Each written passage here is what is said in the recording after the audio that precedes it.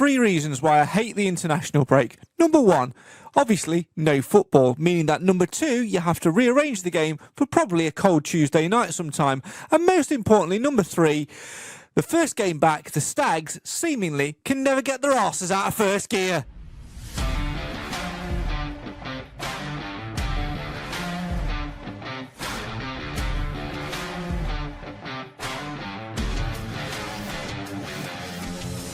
Maybe I've got in a little bit strong at the start, but who cares?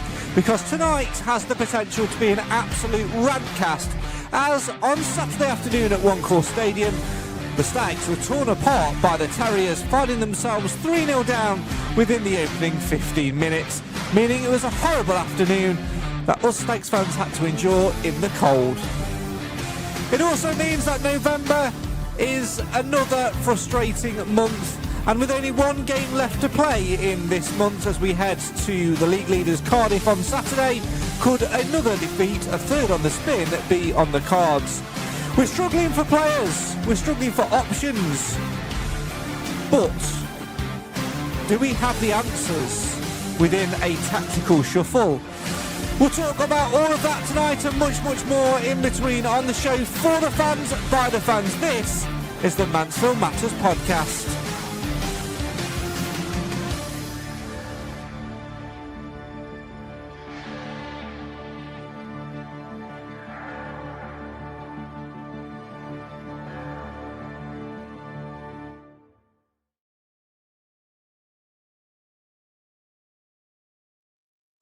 Hello, good evening, and welcome to officially the best podcast in the Football League. That's called Mansfield Matters, as voted by me. Absolute peasants! We'll get on to that in a little bit. I just need to get it out of my system. It's been boiling up for a week. Hope you're all having a fantastic week, and I'm looking forward to chatting all things Stags with us tonight on All Things Mansfield Matters. Yes, unfortunately, we didn't win Best Podcast in the Football League at the Football Content Awards last Thursday in Leeds. Some podcast called Life for Kitman, which has actually got nothing to do with, a Football League club as a base of content, actually won it. But, it's fine. We're over it. We didn't want to win anyway. It's the taking part that counts. Is that what Nigel Clough said to the players after Saturday's embarrassment at home to Huddersfield, I wonder? Right, we'll get into all of that as the show goes on, because we are here to talk all things Mansfield Town. Why? Well, because quite simply, Mansfield matters. Let's introduce you then to the panel who are talking all things Stags with us tonight. First and foremost, the man who we have to blame for our heartache at the Football Content Awards, the man who used ChatGPT to submit a nomination and somehow helped us get on the shortlist. It's the Blind Stag, aka Nathan Edge. Evening. Evening, Craig. Hope you all had a lovely evening. Even funnier, the fact that I didn't go as well. And sent you there all the way to Leeds. I mean, who wants to Leeds at the best of times? And to come away with nothing. It's typical Stags, isn't it? Yeah, it certainly is something along those lines. And a man who unfortunately couldn't join us on the night in a suit because he was working. Jim, you've made it tonight, though, and that's the most important thing. Evening. Evening, Craig. Evening, everybody. Yeah, sure I couldn't be there on Thursday, but, life and all that. Yeah, life sometimes does get in the way, which is very, very unfortunate. But, we'll talk more about Content Awards later on in the show, because we've got more important things to talk about tonight, and that is the fact that Nathan Edge, Mansfield Town have gone rubbish again. Yeah, I mean, we shouldn't be surprised. It happens around this time every...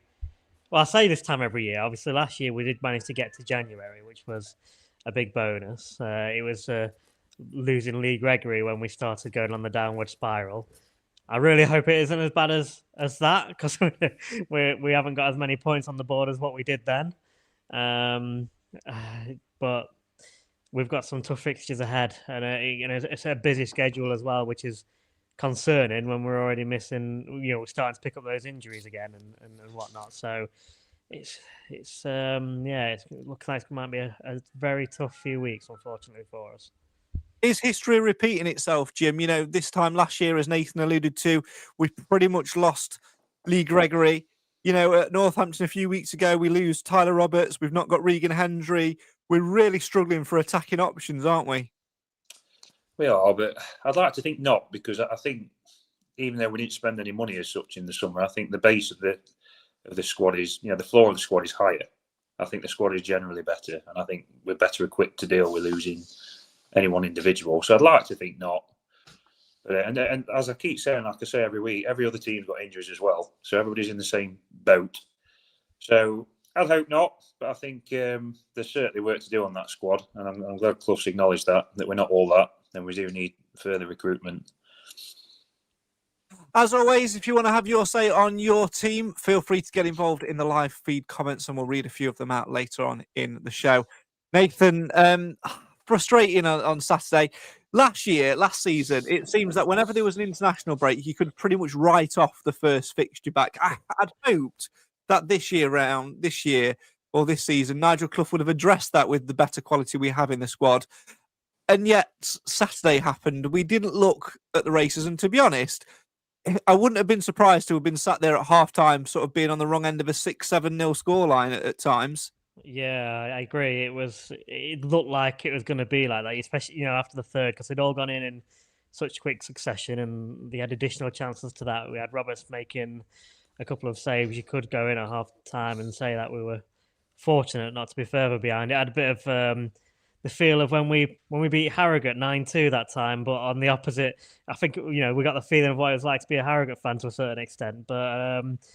We did keep it down and got one back. So damage limitations, I think, in the end. It was never realistically going to get back into it and get anything out of it. But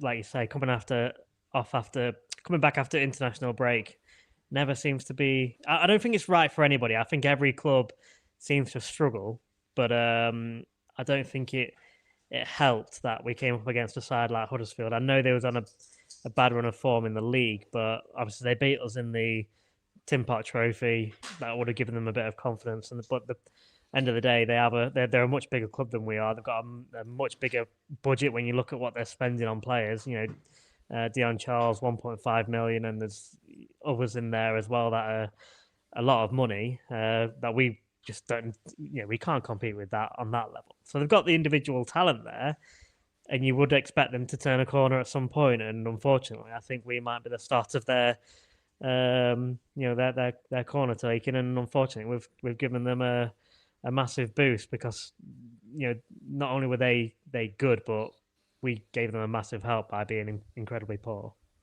Yeah, absolutely. Jim, I don't know about you, but I was concerned from about 1:45 when the team sheet landed because I couldn't quite figure out what Clough was doing. And then we start the game at 3:00 and Aaron Lewis is lining up and playing as a right winger.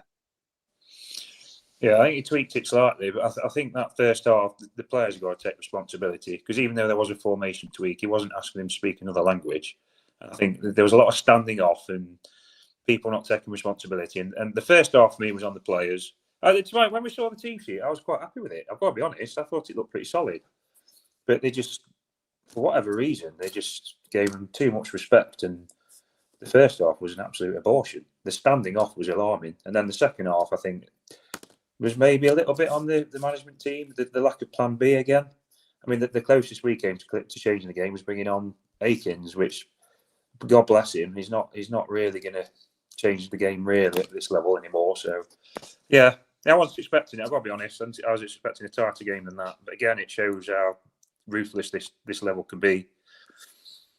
I think that's the worrying thing, Nathan, the fact that this level can be a little bit ruthless. And this season, for one reason or another, it is ridiculously tight, the league table at this stage. Last year, at this point, you were starting to get pullaways and you were starting to see the points difference between the sides at the top and the bottom. But there's not actually that much in it. I think we're something like, I'm sure someone will correct me in the comments, but I'm sure we're something like 6 points from the playoffs and 7 points from the drop zone or something. It is extremely tight in there. Yeah, I need to check the league detail myself because I'm pretty sure BBC Nottingham tweeted saying we were 7 points off top, and I'm like, that cannot be right. But it's tight. But I don't know if it's quite that tight. But yeah, I think we are. I think we realistically, if we want to be real, we are aiming to be a mid table team still at the moment. We want to improve from last year. Last year was all about survival. Now it's sort of aiming for that mid table. Probably, so early on in the season, and this time last year, I'm pretty sure we were near the top 3 or something daft like that. So people got carried away then, and even now, I think getting close to the playoffs, people get a little bit carried away. Before the Northampton game as well. So, as long as we're competing, we are going to probably be on the end of some batterings. And unfortunately, I'm worried about Saturday, but I'm sure we'll come on to that later. But I think so are a lot of teams as well. Was it Barnsley the other day beat somebody 5-0 or something like Luton, that? So, yeah, that was it. Yeah, Luton. And you wouldn't expect that, would you? So, I think that is going to happen from time to time, and we will be on the receiving end of 1 or 2 this season, unfortunately. But as long as we just need to make sure we're able to pick ourselves up and don't go on a really bad run like we did last year. I think just looking at the last sort of few games, I think I'm probably more disappointed about the loss away at Northampton than I am at home to Huddersfield. I'm upset about the manner we lost to Huddersfield. So we know we can play better than that, but I'm more upset about losing to Northampton because that should have been a game that we should have won. And that's that when you look at the fixture list, you look at that saying, all right, that's winnable. That's the one where we've got to be taking 3 points. You kind of expect to lose or have a really tough game against the likes of Huddersfield. So, it just doesn't help that that's 2 on the bounce and we've got an even harder game on Saturday. What I've just looked at the league table, and we are 8 points off of the top and 8 points off of the bottom. That's how ridiculously it is. Yeah, it's so tight in the league table, Jim, at the minute. It's a worry because, as we know under Nigel Clough, we are a streaky side. We will have those spells where we go unbeaten and we grind results out, and then we have the spells where we can't buy a win for love nor money. And I think that's a really concerning thing, especially when you add into that fire the balance of injured players. It's not 1 or 2 injuries in each area at the minute. All of the players that seem to be missing are attack-minded players, the ones who can get us the points. And, with Rhys Oates pulling up on Saturday, I know he sort of said in his press this week that he feels a lot better now than he did, a day or 2 ago, which is an encouraging sign. We know he's made of glass. We know we have to manage him. And can you really say that we've got the strength in depth when it comes to the front line? Because you look at who they are, Lucas Akins, you look at Dom Dwyer. Dom Dwyer's not fancied for one reason or the other. And like we've said before, the system we're playing doesn't suit him. Have we really got the firepower there to maintain the position that we're in? I think we've got the firepower to stay up. I think we to compete. I think even when everybody was fit, I don't think we're ever really seriously going to get into the playoffs, if we're honest. But I think, a few things really. Like Steve-O said in that media, he said our best performances and results have come when we've had a spate of injuries. It does seem to pull everybody together and give you that bit of, camaraderie and X factor to get you over the line in games. And it is a long season. If we have a bit of a bad run, it's 46 games, so it is only a little chunk of the season. And the thing on the depth up front, no, we haven't got ideally the depth that we need, but I'd sooner have injuries up front than at the back. I think if I'd sooner go into these games having plenty of defensive options than it being the other way around, because then I really would be worried if we were struggling defensively at this level. I think we'd get absolutely pummeled, no matter what we had up front. So if we're going to get injuries, that's probably the right way round. And I expect. I think Clough's always playing his cards close to his chest, and reading between the lines from what Rhys Oates said, I wouldn't be surprised if he's on the bench on Saturday and we get half an hour from him. It wouldn't surprise me because we are that light, and I think he seems to be pretty confident in his body. So I reckon he'll be on the bench for half an hour. But I'm not worried, Craig. If we lose the next 3 or 4, I still think we stay up. We've got a long, long way to go. I think the onus is on us to do some business in January, Nathan, because the way which Nigel Clough is setting up very much says that when he looks at Tyler Roberts, he looks at him as an attacking midfielder rather than an out-and-out front man. And then you look at, right, who we are playing in that position. Well, he seems to fancy Will Evans down the left-hand side rather than as an out-and-out front man. Again, I know that front four can be quite fluid, but in terms of, your central striker, Rhys Oates, Lucas Akins, Dom Dwyer, Jordan Bowery. I'm saying that was, knowing that he was top scorer a few seasons ago, but we know he's a better defender than he is a striker. We don't really have the options there, and it's just a bit of concern because even Joe Gardner, he doesn't. Maybe brought him as a forward option. I don't think we've got that strength. I still don't There's think a lot we've of numbers actually up there. Yeah, I don't think we've replaced Lee Gregory. I'm going to be honest. I don't think we've done what we needed to do.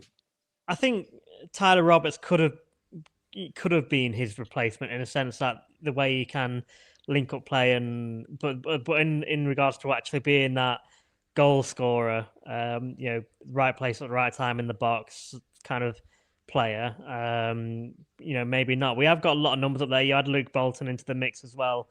Sort of these attacking players that can be rotated around all those attacking positions. But we have, like we say, we do keep picking up injuries there at the moment. So it's probably a good job we have got numbers as such. Whether we've got the quality is a different matter. But it's going to be very challenging. I think January transfer window is always a difficult one for every club. And we're not going to be any different in that, whether we've got funds to spend or not. And I think it will also depend on the injury situation when we actually get to that point, because if a lot of those players are back, I think Clough might go back on that a little bit. I think he might be quite happy and try and make do with what we've got. But just going back to what sort of Jim was saying there, I think lose 3 or 4. The good news is that we have managed to get off to a relatively good start again to the season. We've got a good amount of points on the board, and we are now smack bang in the middle. As long as we don't get dragged into the bottom 4, like last year we got close to it, but we didn't really get into the bottom 4. And if we did, it wasn't for a very long time. I fancy us to be okay, as long as we don't get into that sort of battle, and that's where it could get a bit worrying. Could I just say, Craig, even when everybody was fit at the start of this season, we still had a problem in front of goal. And with the way we play, I'd always fancy us to create chances. So in real terms, are we any better off? I'm not so sure we are. And I think you knocked the nail on the head there. We haven't replaced Lee Gregory. No way. He's the one player that the tool in the toolbox that we have not replaced, and we desperately need someone who can find the back of the net who he's going to play, because obviously Dwyer's out of favour. As we know, forget January. It's not a buying month. Whether we can get somebody on loan, I don't know. But that's in front of goal. The conversion rate in front of goal has been a problem all season. Whether we're fully fit or not. It's a massive gamble for us because we are at a point at a football club where we can't really afford to be going out and splashing money on a signing like Huddersfield have done, like other clubs in the division have done. And you look at who we've brought in, and we've actually brought in some real quality. And I would say, if everybody's fit, that is a phenomenal squad that we've put together, all without spending a penny. But that said, it only takes us to be missing 1, 2, 3 players for us to absolute crumble like a deck of cards, because we really missed Tyler Roberts in that centre attacking midfield role. When he's not available, you think, right, well, Regan Hendry, well, we absolutely are missing him as well. And then on Saturday, you look at who was playing in that role, and we're trying to play this formation. And for a while, he had like Joe Gardner playing in there. He had Aaron Lewis in there. Rhys Oates dropped in there on occasion. It was a bit of a mess, and it didn't really suit us. And I wonder now whether or not we need to just really look at what we've got and go, have we put all our eggs in one basket when we were putting this squad together, in terms of we were trying to set up for one formation, then we've completely changed it? Have we made errors in people like Dom Dwyer, because he was absolutely on fire in pre-season and looking really sharp, and we've not given him the opportunity shine, and has that affected his morale? I just feel like we're a little bit up in the air at the minute, and we've got to try and get through this this little bit of a dull spell, which is absolutely ravaged with injuries. And like Mark says in the comments, we are an injury squad. We've got so many players in those attacking areas that are out missing, but I just don't feel like we've got the answer within the club, even when everybody's fit and ready to do it on a consistent basis. And I think that's not an attack-based problem, Nathan, I don't think sometimes, because one of the areas where I thought we were really weak on Saturday, and at Northampton a little bit, is in that central defensive midfield area. Now, as we know, Jamie McDonnell is fantastic for us. Nigel Clough in the last couple of games has thrown him under the bus with certain things. And like we've sort of said with him, he's broken into the international side now. He made his first start during the last international break. Forest will be keeping a very close eye on him. They'll probably want him to play Championship next season, maybe even this season. He might even want to play there. And I worry if you take him out of the mix or you lose him, who have we really got? Lewis Reed, I thought he was bang average on Saturday. I thought he was very, very poor.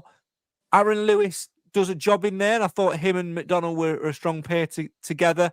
Then you look at George Maris, who's again another crock on the injury list, and probably, if we're being hand on heart, we love George Maris and his attitude, but he's probably not up to scratch for League One in the next 2-3 seasons. We've probably got another season, half a season in him.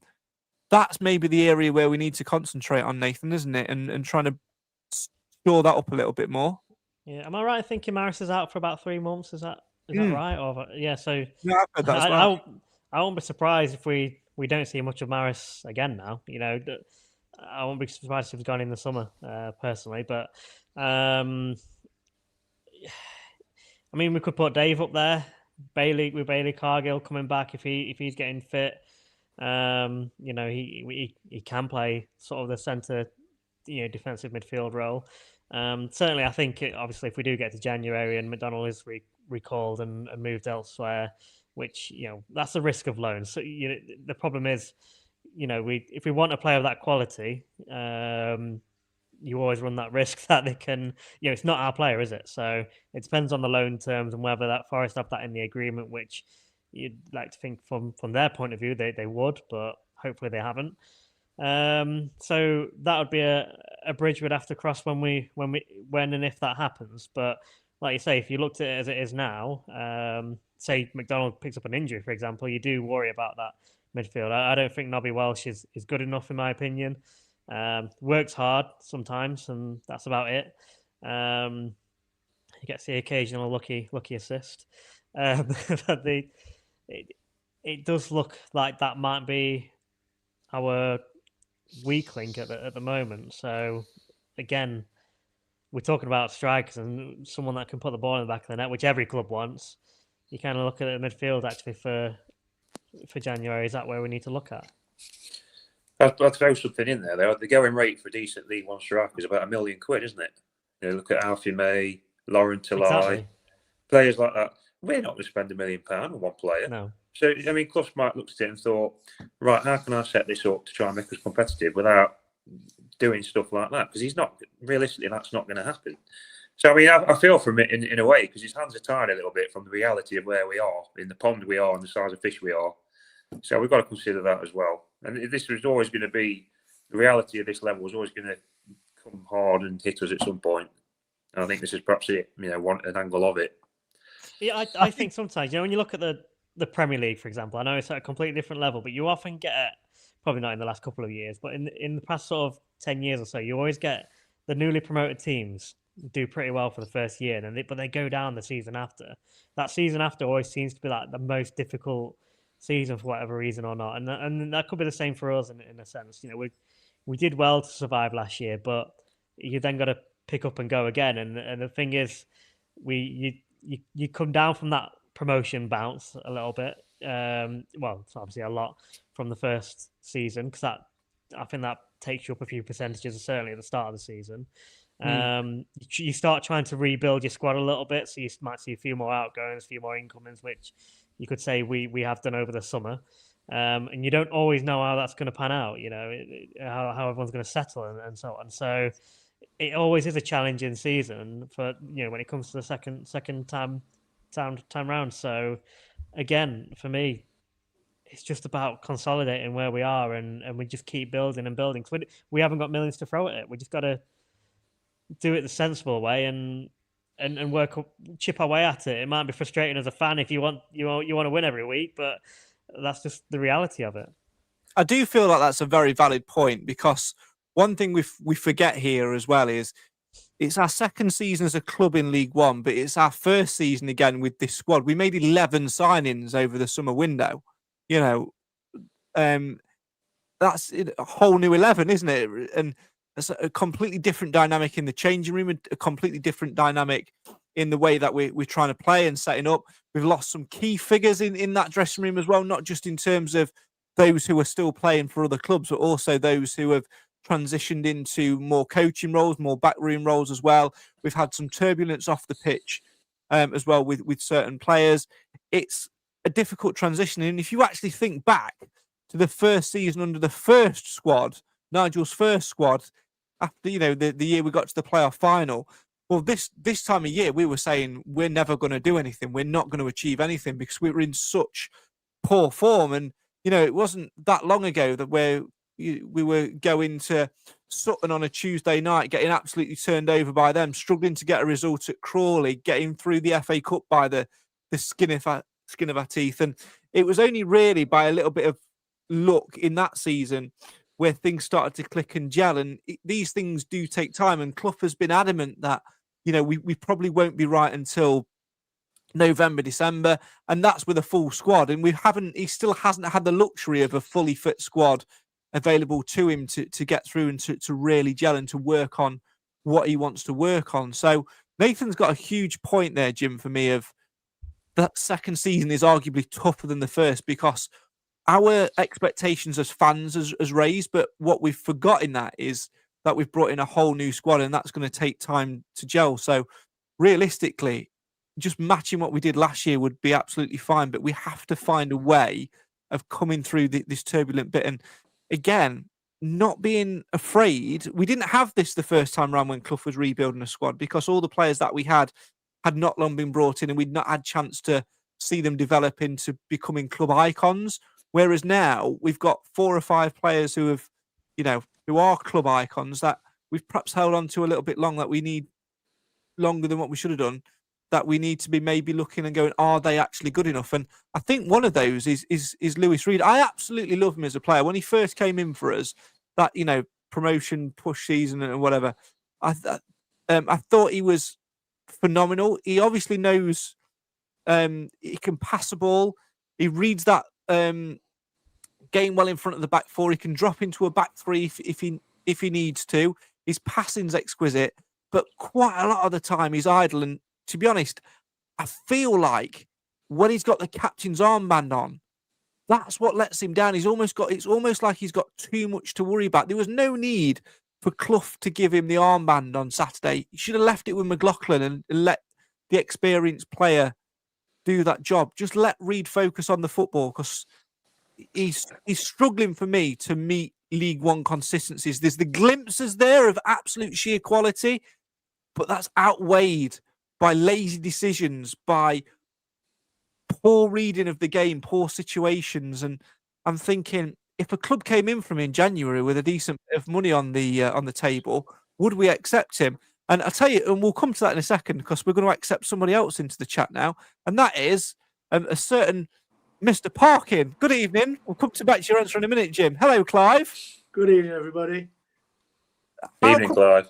How and why have you appeared? Well, I have 2 apologies to make. I wonder if this would happen. Firstly, I thought the podcast was tomorrow, and tomorrow I'm not available. And the other bit of apologies, I was nodding in the front room watching Harry Potter Deathly Hallows Part 2, and I'd come to browse on Facebook, and there you all are. So I thought I'd better come on and say hello. Well, you're more than welcome. It's good to have you with us. We'll come to your assessment of what's been happening in a second. I did wonder when you messaged the chat earlier saying I'm not available Thursday. I'm thinking, we're not doing it Thursday. We're doing it Wednesday. But you know, it would have been nice for you to correct me then, wouldn't it? Well, I've done that before, but you put me down. So we'll I said that to him. Yeah, you did, didn't you, Nathan? Yeah. Yep. Thought you'd get in there. Jim, go back to my point on Reed, because I know you've got. I know you have your opinions on him. Well, I mean, I'm a massive Reed fan. I mean, he's one of my favourites. I will be honest. And technically, he's got it. He's well good enough. But I think as you go higher up the leagues, it gets quicker and stronger. And I think athletically, perhaps he's a little bit short at this level. He is a weakness, I think, from that point of view. It does pass him by a bit at times. But he is what he is. You can't really make him considerably faster than he is naturally. But he's also one of Clough's in a favourites, like Akins is, like Quinn was. And I don't see him going anywhere fast as long as Clough's there. But going back to your original point about Nathan's point about the second season being tough, also remember the amount of leaders we've lost. However they played last year, that you've lost from the dressing room. Flint, Kilgore, Quinn, Gregory, all senior, strong characters from the group that you've lost, which is a loss, intangibly, if anything. So I think that's been something to deal with. I know some have come in like Roberts, but I think we're not quite as got the depth there in terms of character and leadership that we had last year. But also, back to my early point, it is the squad is generally better, and as long as we can grind out even a couple of draws between now and the end of December, then that's probably enough. And then people start coming back, we can recruit, and we'll be okay. But it's just the reality, isn't it? It's the reality of this level, and I do think we'll survive. I think there's 4 worse teams than us, and we'll be all right. But it comes down to recruitment again, doesn't it? In January and probably more in the summer. Should we have spent some money? Probably, but that's too late now. Let's bring Clive in. We were talking earlier, Clive, about where we are in the table and how tight it is, because last season, we went on a good run at the start and we accumulated points quickly, and that was ultimately what helped us to survival. But last season, you felt that the table was at this point in the year really starting to take shape in terms of points on the board. It isn't this year. It's so much tighter. 8 points from first, also 8 points from 24th. Yeah, the last season was phenomenal in that there were 3 really, certainly 2, maybe 3 really outstanding teams that were way and above, better equipped financially and squad-wise than the rest of the division. They were always going to win it, I thought, and they did. And the rest of us, therefore, we played in a separate league from them. Now, this year, that's not quite the case. I know Cardiff are doing very well, but generally speaking, everybody else is not performing in the way that people might have expected. And quite honestly, where we're sat at the moment, I'm not uncomfortable with. I am uncomfortable with the fact that I don't think we've got a team of fit players, but that's another conversation. And I think that's one where we've got to try and address, though, Clive, isn't it? The number of unfit players we've got, because Clough has got some real problems in terms of that attacking third. Is it a case of that you might have to look at changing formation when we go to Cardiff, or maybe looking at actually swallowing his pride and giving up opportunities to players like Dwyer, who have been knocking on the door and who were ready to play? Or even, the third option, something which he's hinted in his interview, and that is to play a defender, which we've seemingly got lots of available now, up front. Well, it wouldn't be the first time we've seen that, would it? He's pretty obstinate. I don't think he's going to change a great deal for Cardiff. He hasn't got a lot of choices, to be fair. And it's not just us. I mean, we've been very critical of the club's record on the number of injuries we've had over the last 3 seasons. But I mean, it's not just our club. Everybody's suffering, and it's something about the modern game I've never really come to terms with. I noticed that's freak result that were last weekend when Peterborough beat the table top in. Who was top of the table last week? Stockport. Stockport. They beat them easily, but Stockport have got 10 players out. It matters. Mm-hmm. Now, short of having a squad of 40, how do you deal with that? I'm not sure. Well, maybe the answer, Jim, is lying within the reserves. Matt's brought it up in the comments. The young lad once calling up, who's been scoring for the reserves, forget his name. I think he's referring to Jack Goodman, who I think we brought in, was it maybe from Baseford over the last couple of months or so. He came on, didn't he, in the game at Huddersfield in the Nobody Cares Cup a few weeks ago, and He's been scoring regularly for the reserves and the under-21s. I think he also got on the score sheet, I might be wrong, in the game against Derby in the week, where we also played a number of first-teamers. He might get in the squad, but I think unless he's particularly outstanding, I don't see him getting in a senior League One squad mid-season. I just don't see it. I mean, you know what Clough's like for trusting young players and things like that. But like Clough said, everybody's got these injuries, which is a leveller. All the other sides are weaker as well. And this is where the managers earn their money, isn't it? And have to be flexible and rotate. I know we messaged earlier, Craig, about playing defenders up front. And you might have to do something like that. You've got to be creative and think outside the box and find a solution. And this is one of Clough's strengths. Let's be honest. It's not something he's frightened to do, and he's had success doing it before.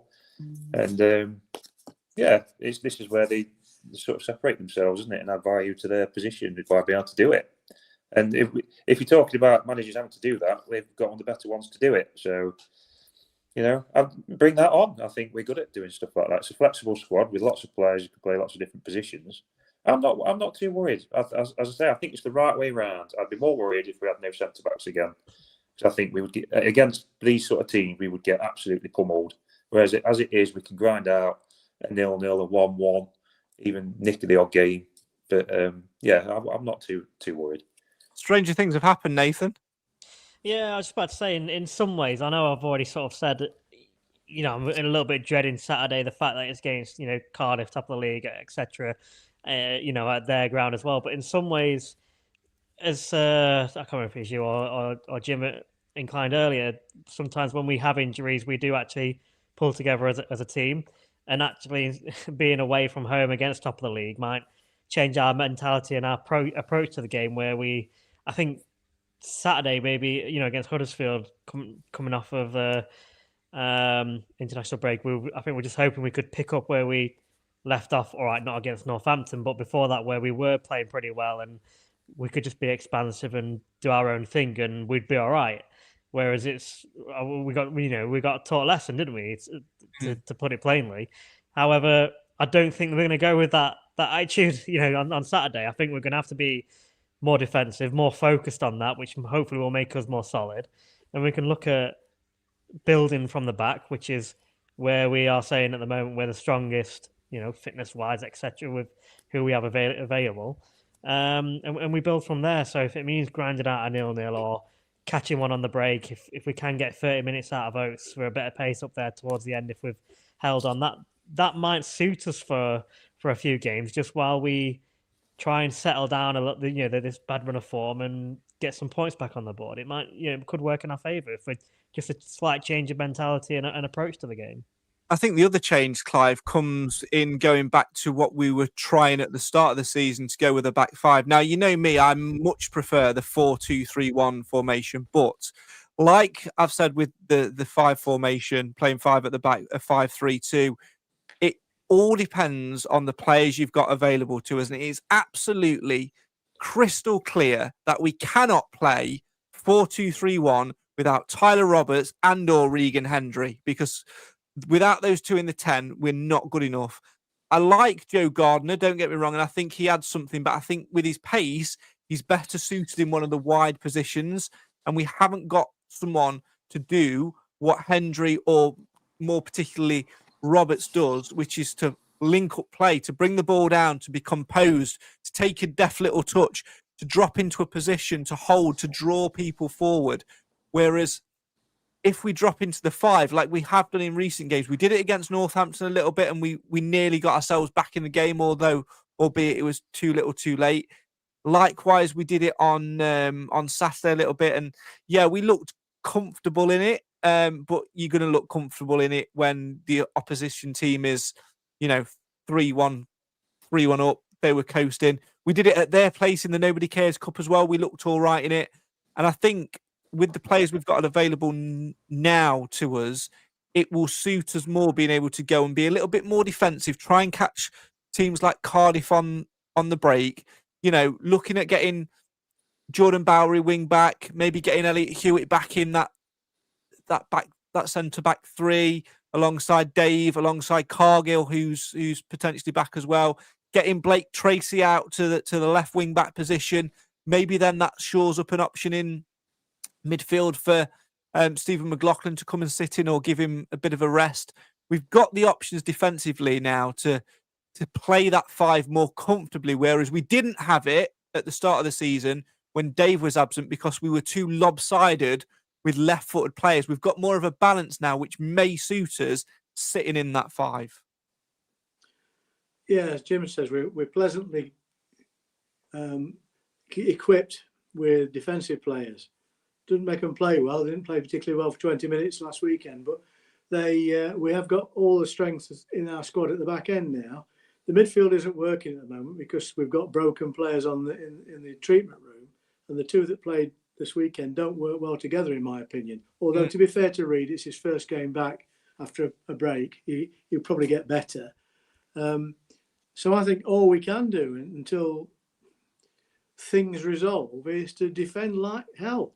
And that means not making silly mistakes, having players who play in their positions and play well and understand each other.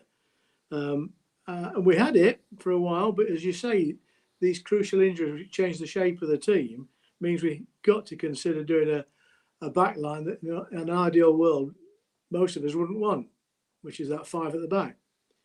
But yeah, I do take the point. I think that's where it's going to go.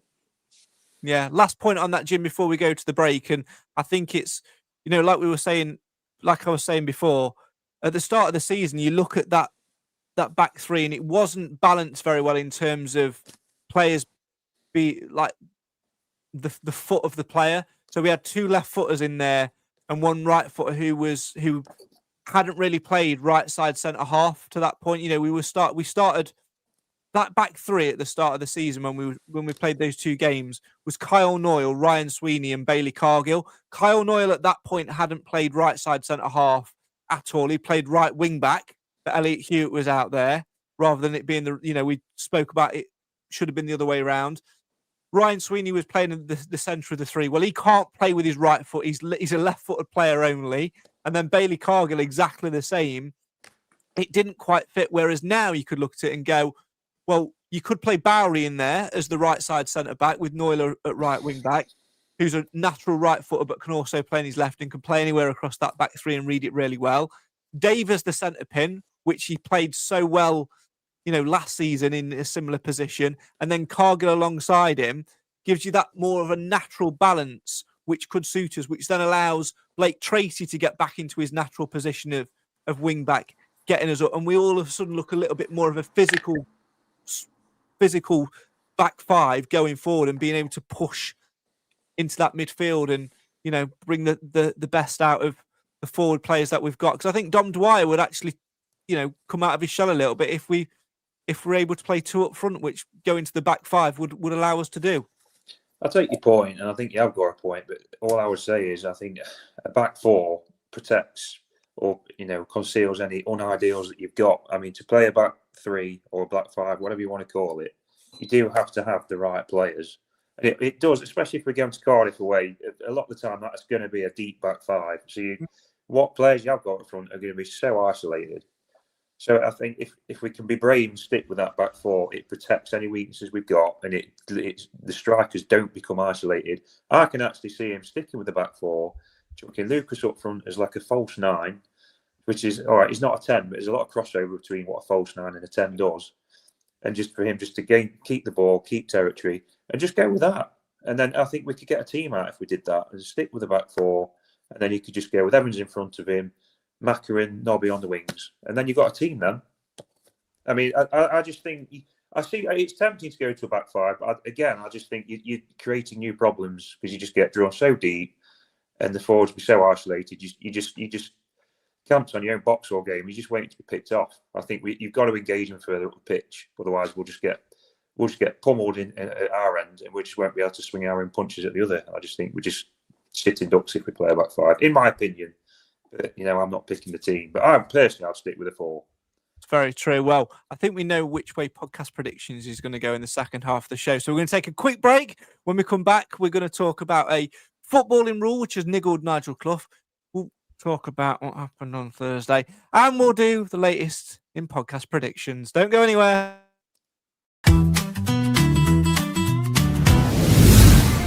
Protect what matters most with Actifire Limited. Your trusted local fire safety experts in Nottinghamshire. Proud sponsors of the Mansfield Matters podcast. From fire extinguishers and alarms to emergency lighting, pat testing and risk assessments, they've got everything you need for your business to stay safe. Affordable, reliable, professional. Because when it comes to fire protection, there's no room for compromise. Call Actifire Limited today or visit actifire.co.uk. Be ready, be safe, act now. Actifire Limited, proud sponsors of the Mansfield Matters podcast. We're the Mansfield Matters crew, making podcasts just for you. Some show up, some disappear, but the Stags bring us all here. Through the ups and downs we stay, talking Mansfield Town every day. You're back with the show for the fans, by the fans. Why? Because Mansfield always matters. Clive's got a friend. You've got a dog on your lap, Clive. Can I introduce you to Toby? He's 12 weeks old. He's our new pup, and he's biting me. He's a good lad, he's Toby. That's it. He's going back now. So he's taking him back there. Bye, Toby. Nice to meet you. There we go. I've always said with Clive, Nathan, that his bark's worse than his bite.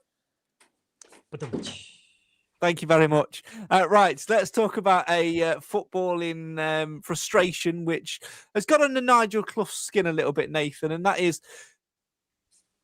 two of the goals that we've conceded in the last two games have happened whilst we've been down to 10 men when we've had to have a player off the pitch getting treatment, and they've had treatment and they've got to wait off the pitch for 30, 40 seconds. It's a bit of a frustrating one because it's hard to try and justify what's right for it, because he was fouled. We're talking about Jamie McDonnell here, who was fouled. We then play the advantage and we don't take it. We don't go and score. They clear the ball.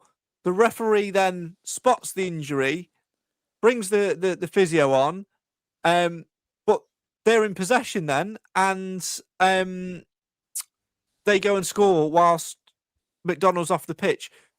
But he's off the pitch because he was fouled. So we're being put at a disadvantage for us being fouled. So it's almost like a double disadvantage. I don't quite get where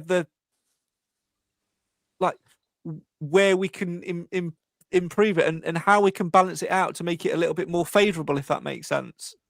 I'm going to slightly disagree because we had our advantage. So you just said we played advantage, and then we lost the ball. And it was then at that point, it was, he ended up getting the treatment. So we had the advantage. We if we really was that concerned, we should have, kicked the ball out at that point, or stopped playing, and then the referee would have probably blown up anyway. So there's that side of looking at it, and also I'm just going to say I like the 30-second rule because we see it all the time. Play acting, whether it's for us or against us. I don't think there's any alternative. I think it has stopped the play acting to a certain extent because we now see the alternative where it's the keepers that are doing it because there isn't a rule in place for that. And we did it the other week as well, and it wound me up then because it's a loophole that now the keepers go down because they don't have to go off, and then you get all the players that run over to the side and have a quick team talk and get fluids on board while this is happening, because it's clearly a ploy that every club does. They need to put a stop to that as well. That should be the minute that happens with a keeper going down, whether it's genuine or not, 30 seconds, either the captain goes off or a nominated outfield player. That for me. So I think it needs to go a step further.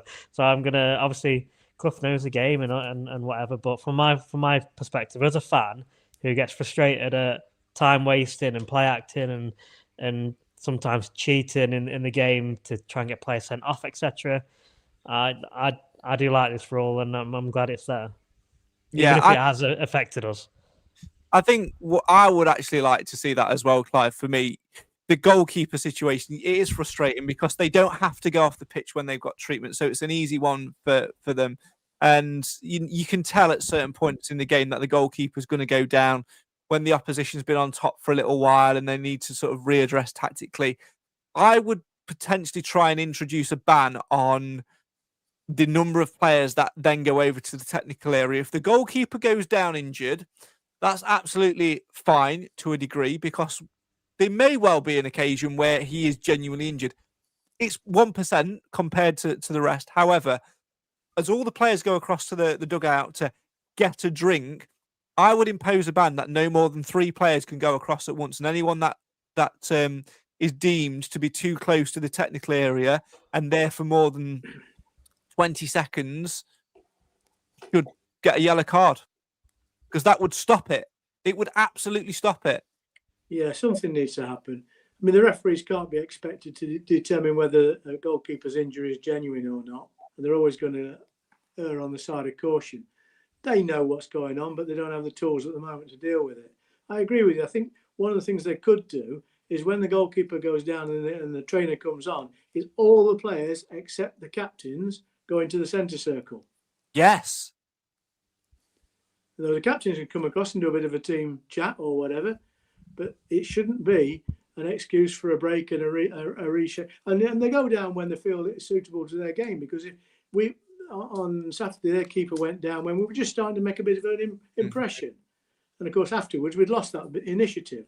By the way, no complaints about the result, but it should be stopped, and I think they do need to find a device to do it. Unfortunately, these things don't happen quickly. Well, that's why I think even if they send them into the middle of the centre circle, for example, I get the logic behind it, but that's still achieving and breaking up the play. They're not going to do it. If we've got the initiative, for example, they're not going to do it if they have to lose a player for 30 seconds, because it's too much of a risk.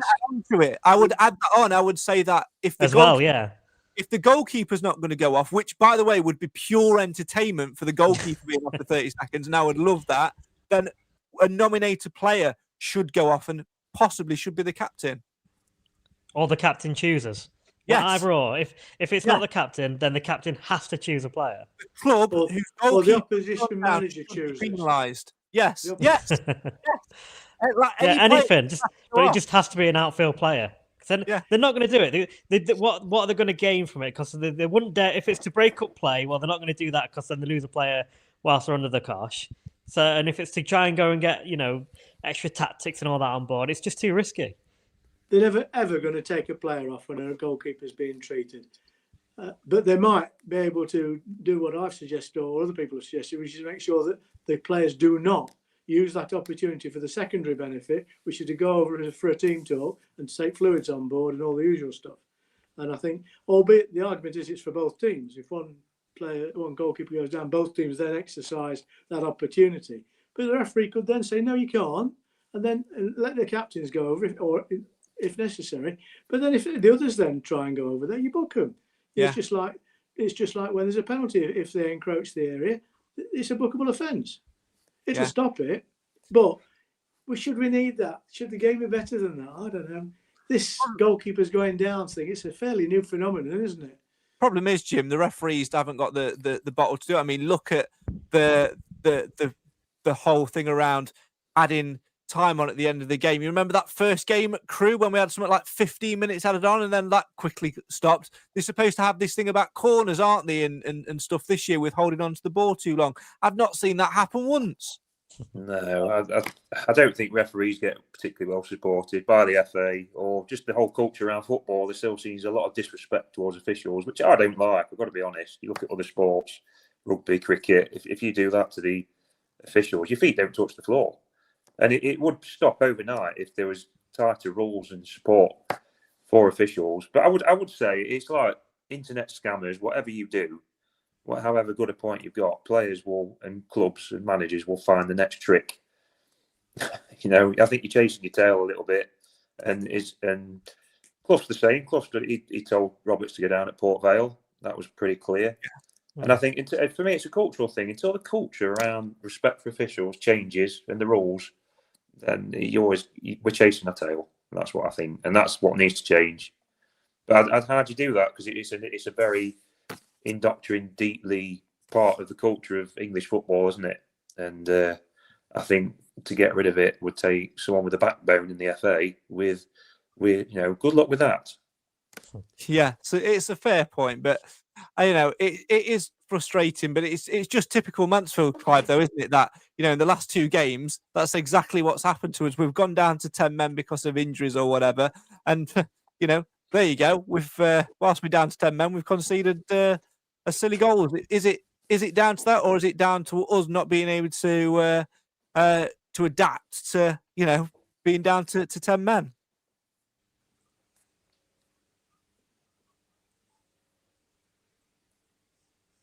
Has he disappeared? Good point. I agree. I was talking to?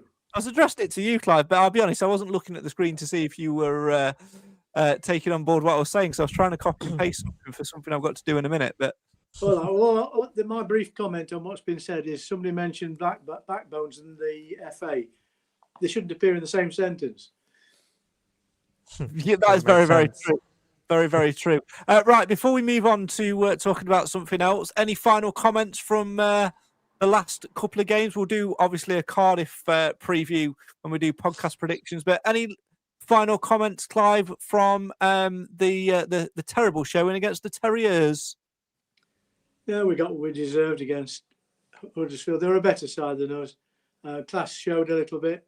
I mean, they've got 2.5 times the wage bill we've got. They've come down from the Championship. There's a difference there. When they play well, we've got to play exceptionally well to do well against them. And we didn't play well, never mind exceptionally well.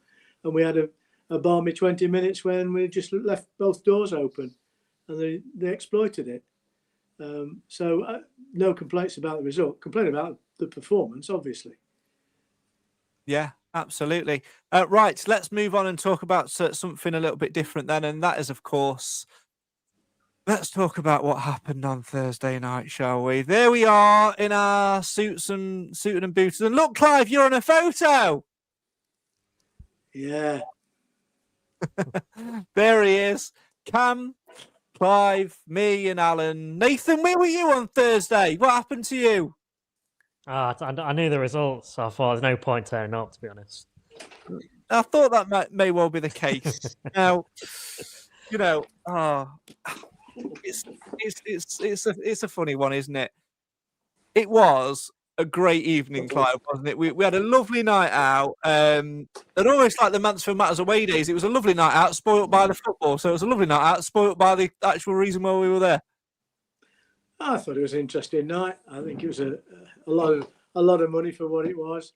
I mean, our tickets were £75 for a 2-course meal, and I thought that it's a worthwhile endeavour. If I were going to be critical, there were far too many categories, and far too many of those categories favoured one particular slant, which was the female game. And I really do. I'm supportive of the female game, but it distorted the whole thing a little bit, I felt.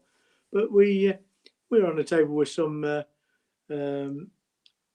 supporters of Bradford City and a young lady from her game too, and she actually won an award on our table. So we won something. But I would like to comment as well that Craig's better half, when I asked her what she wanted to drink, she said, let's have rosé. So I said, well, I'll buy a bottle of rosé. Until I got to the bar and it was 50 quid a bottle. I thought, Wow. She had a shandy. They knew how to make the bloody money, put it that way. I thought it was in Leeds, not London.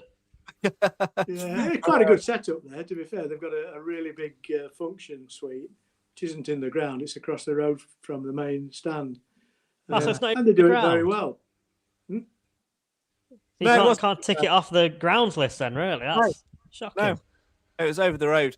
It was quite funny. Now, to be honest, I've got a bit of a bee in my bonnet about it a little bit, and I've got something which I'll round off on a little bit later on. But let's just sort of set the scene for you. So, Clive, Alan, Cam, and me, and Nat, my missus, we went over to Leeds on Thursday for the awards. Minus Nathan, because he cried off. He wasn't allowed out. Wasn't allowed out to play. It was throwback to promotion season when I missed all the good things. I know. Well, you didn't miss a good way. It was a good thing, but we get there, and I'm thinking, we knew we had no chance of winning. It was lovely just to be nominated, but we get there, and we're thinking, right, we get to our table 10, right at the front, thinking, hang on a minute, You know, usually at the front if you're up for something. We're on our table. We've got mum, dad, daughter, who Clive referred to as the Bradford guys. I think it was her name Poppy, Clive, I think. Might be wrong. Might have been Poppy.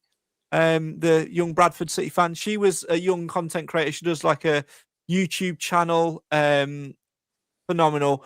It's really good to see young kids get recognised. We were talking to them and we were saying, did you get charged for the little one? Yeah, they had to pay £75 for a young girl who could have been no older than 8 years old. £75 so she could go along and be recognised and for an award. I think that's disgusting.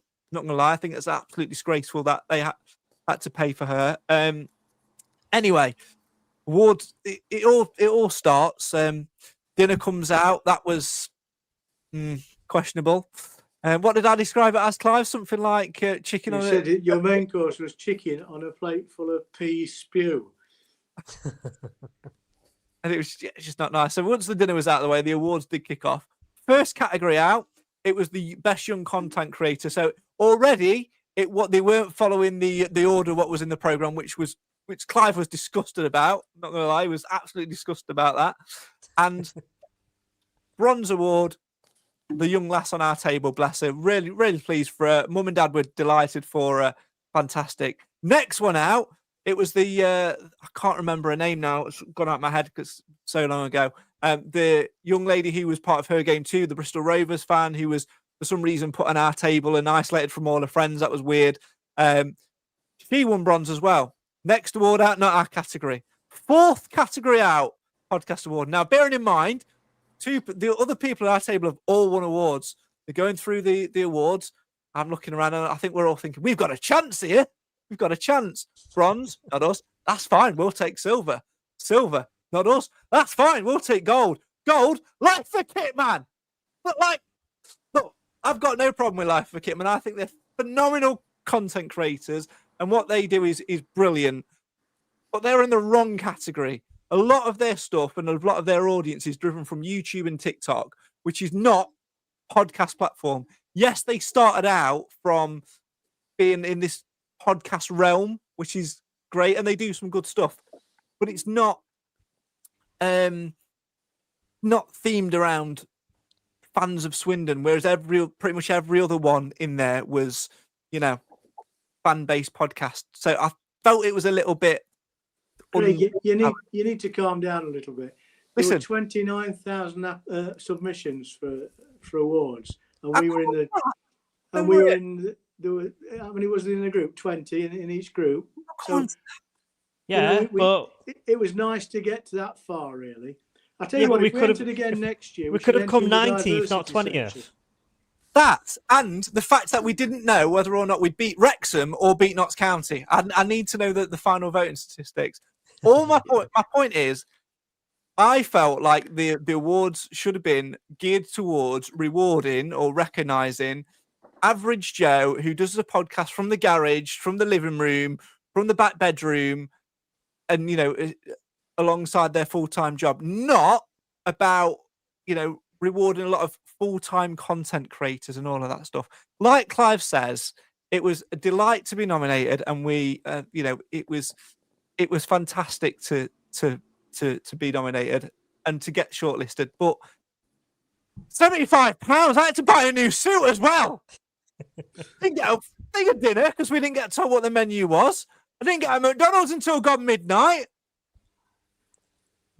Just about to press submit on the submission for 2026. Yeah, don't bother. If we do it next year, we should submit in the diversity and equality section, because we're ticking some of the boxes. We've got a blind one, we've got a gay one. I thought that was our strongest option. I did submit that one. We've got a village idiot. Where is Cam tonight? Listen, it was a great night out and it's fantastic. And I do want to be a little bit serious for a minute. And I was reflecting on the Saturday. And what I'm saying about not winning is very much tongue in cheek, because I knew we were never going to win. And I knew that from the off. It's not to be pessimistic, but realistically, the competition was to reward and recognise those who are full-time content creators or want to be full-time content creators, aka make a living from their content and podcasts, We're never going to do that. That's not what Mansfield Matters is. It's not what it started out to be, and it never will be. It's the complete opposite of that. It's an escape. 9 years ago when we started this, I only really knew Nathan through Takeover and through various other things, and begrudgingly, I knew Cam as well. Obviously, I knew of Alan, but I didn't really know him that well as yet.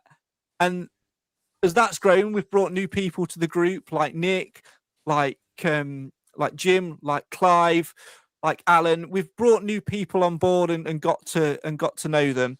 But it's not just brought them to the group. It's resulted in creating friendships which I personally feel will hopefully last a lifetime. And being able to say that and truly mean it beyond this just being a weekly meetup is far more valuable to me than a bit of glass with our name printed on it, or, let's be honest, a certificate printed in a frame from Asda, because that's what bronze and silver was. 75 quid, folks. 75 quid. Thursday night, the majority of the winners thanked their team and content for growing views and engagement, or it being the springboard to being a full-time content creator. And to be honest, that made me laugh, because from day zero to now, Mansfield Matters has never been about that. And I mean it when I say that I don't care how many of you are watching or listening. And that's not to say that we don't appreciate you, because we very much do. It's just that it's not about that. If it was about that for me, you'd see me smashing out content every single day across several platforms. We'd be big on TikTok or whatever it's called. And, we'd be destroying the core of what this is and who we are by talking about wild in football content. You don't want Mansfield Matters does League One roundup. You don't want Mansfield Matters the Premier League review. It's not about that. What this is a hub for those who are involved. It's an escape from the madness of life for an hour or so to talk about nonsense like Jordan Bowery playing centre-back, argue about Ryan Sweeney, or to laugh and cry at stupid, meaningless things like an iron being in a bucket, or a rendition of Bring Me Sunshine at Christmas played on a kazoo. For whatever reason, that's been embraced by you at home, our brilliant audience, who seemingly get the same escapism, and that's wonderful. You come and talk to us about that on a match day, and it's really humbling for all of us to hear that you're getting something out of it, whether that be an escape for an hour or so, sitting down with the family for the only time in the week to talk about something which connects you. The viewing figures and listening stats and social media trends that mean so much to those content creators wanting to make a living don't matter to me, to us, because it's having an escape. It's having an escape for me. It's having an escape for my friends, and for you guys at home to have an escape over a common theme. That's way more valuable than that bit of data. So whilst we might not be able to call ourselves the best podcast in the Football League, we can say that over the last 9 years, we've created something far more valuable than a line for a LinkedIn bio or a CV. Accolades like that don't matter. They honestly never did. Mansfield matters, and we appreciate from the bottom of all of our hearts absolutely everything you've done over the last month or so in terms of voting for us and in terms of spreading the word. It would have been lovely, of course, to have an award to sit next to Jordan Beckenberry over there, or have a certificate to hang on the wall. But that's nowhere near as heartwarming or as rewarding of knowing that this is here for you every single week and you embrace the madness of what we do. So thank you for your support over the last 9 years, whether you were listening to episode 1 with me and Nathan and Cam and Mark in a cafe in Titchfield Park, or whether you're here on episode, God knows what it is, because I can't count that far, watching a live feed, escaping from your everyday lives on a Wednesday night. So thank you. Can I just say two things, Craig? Because I think you need to draw this epilogue to an end. I was just about to press podcast predictions and do that, but go on. Two things. We're certainly the best podcast called Mansfield Matters, without any argument.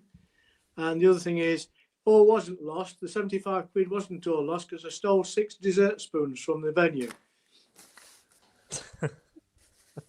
Mansfield Matters makes no association with Clough Parking, and his address can be found at whatever his address is. Send your bill to the Notts County Talk podcast. No, seriously though, like Clive mentioned earlier, to get on the shortlist, I'm sure it's got a lot to do with ChatGPT and Nathan putting in blind fan, gay fan, village idiot fan on all the tick boxes. But to get on the shortlist in the first place was absolutely phenomenal.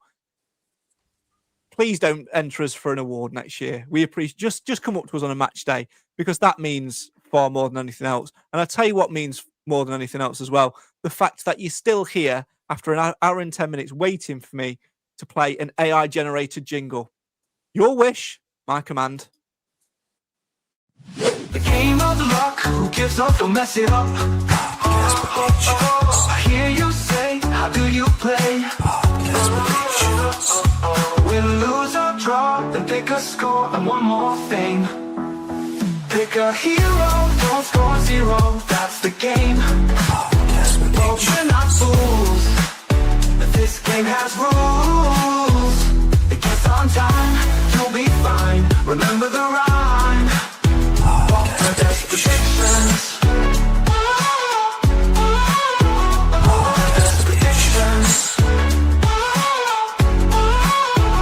Remember the rhyme. Guess on time, you'll be fine. Remember the rhyme. Protect the predictions.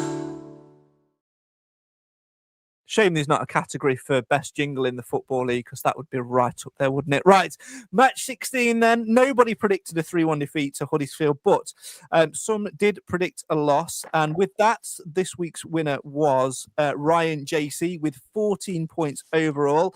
In terms of fancy points, Will Evans was the best pick of the bunch with 8 points to his name. McDonald was then second choice with 6. Then it was Dave, Liam Roberts with 5 points apiece. Choosing Blake Tracy, Gardner, Noyle, Oates or Reed would have got you 2. Akins, Bowery, Dwyer, McLaughlin, Little Nobby, Welsh and Sweeney would have got you 1.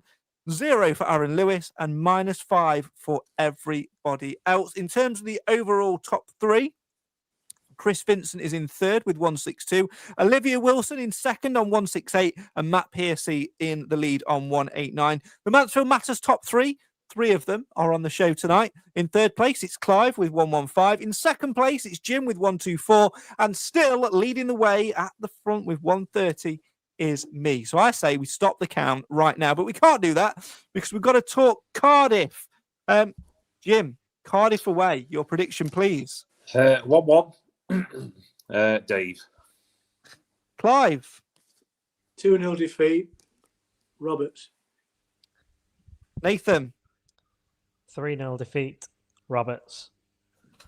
Oof. Interesting one. Do you know what? It's typical Mansfield, isn't it? To having lost to Huddersfield and Northampton, to go to Cardiff and to nick a 2-1 win in the last minute. So I'm going to go win 2-1. And my choice of player is going to be Will Evans. As always, if you want to play along, the link that you need is in the description. Please do feel along. Please do play along with... The game of luck, who gives up, don't mess it up. I hear you say, how do you play? Win, lose or draw, then pick a score and one more thing.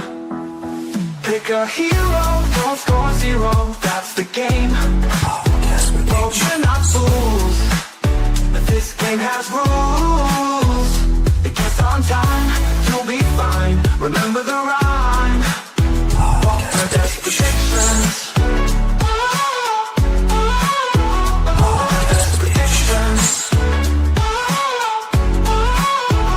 Remember the rhyme. Guess on time, you'll be fine. Remember the rhyme. Protect the predictions. Don't know why I played it twice. I just felt like it. Right, that's almost all we've got time for tonight. Before we do, I do want to bring an end to all the awards stuff now and draw it to a close. Like I said earlier, thanks so much for all your votes and all your support. Clive, your message to everybody who's been voting for us and who's supported us along the way over the last month or so since Nathan decided to tell us that he'd put us for an award. Well, I'd just like to thank everybody out there that recognises the virtue in half a dozen balmy people talking gibberish every week. Jim, can you quite believe that the judges overlooked a feature where you had to guess a random item and a bucket? Well, I won't worry too much because it sounds like it was a bit of a popularity contest in the end. And so I won't worry too much. I won't give it much credence. Like you say, we're about being authentic and about our club rather than just likes on social media. So thanks for everybody who takes an interest in voting, but we're about, authentic conversation at the end of the day. Nathan, you voted for us and you've been there from the very beginning. In fact, it wasn't for you nagging me, we wouldn't be doing this at all. So you started this process, end it. Yeah, I laid the seed, but left it all to you after that. But yeah, like Jim said, we're never going to win a popularity contest, are we? But it doesn't matter about the votes. What matters is whoever joins us, and as long as you enjoy your random evening with us, that's all that matters, really. And obviously, Mansfield Matters. Couldn't have said it better myself. Goodbye.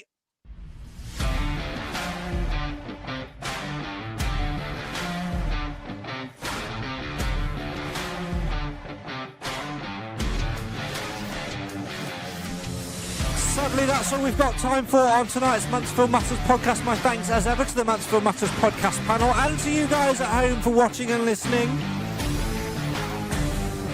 And I'm going to extend that thanks as well to all of you that have sent in kind words following the failure to win a Football Content Award for Best Podcast in the Football League. It's not your fault, guys, that the judging panel are absolute peasants and don't appreciate genius games about bins and buckets. Speaking of genius games, don't forget to get involved with podcast predictions. The link that you need is in the description. And a reminder, you must submit your guesses no later than 90 minutes before kick-off. And you can't pick the same player twice. Right, that's it. We're off to go and definitely not sulk about the Football Content Awards and try and get ourselves motivated for a trip to Cardiff on Saturday. We'll see you next week for another Mansfield Matters podcast. Make sure you follow us on socials to find out when that's going to be. Good night!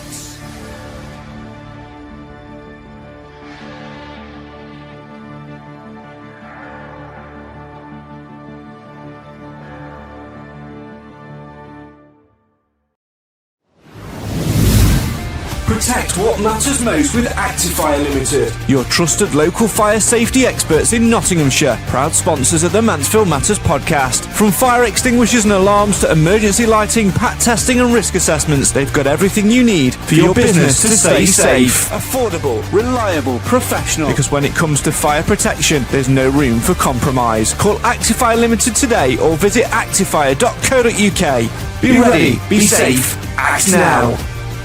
Actifire Limited, proud sponsors of the Mansfield Matters podcast.